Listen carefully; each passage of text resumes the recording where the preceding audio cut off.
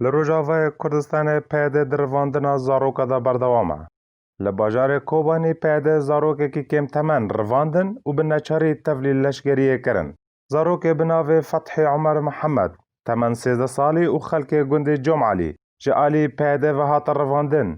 و مالباتا زاروکه کوبانی فتح محمد دبیجه پیاده بر پرسه درواندنا کرواندا. مالباتا زاروک محمد بانگک بلاف کر و تیدا داخواست ریخستنین خوجهی و ناف دولتی کرن. کوچارا نفیسا کریوان یکوش آلی پیده و هاتیا رواندن دیار بکن. و دو بانگه دا هات کو پیده دلشگری کرنا زاروک کم تمندا بردوامه.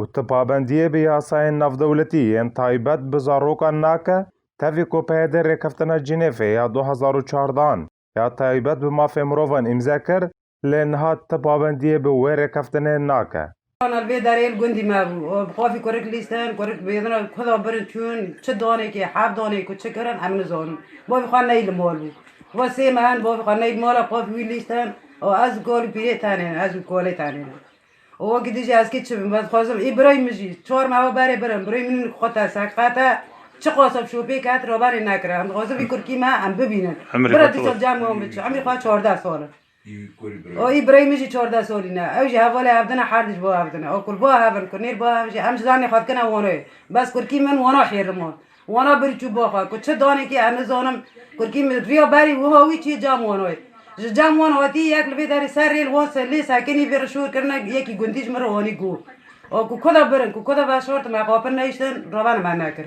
او بعد خوازم کرکی من وگر ریمال او تانه وحیده عمری خوی 14 سال جبندین ریکفتنا جنیفی یا کو پیاده لسر امضا کریه یک لشگری کرنا زاروکین کم تمن نمینه و بداوی وره.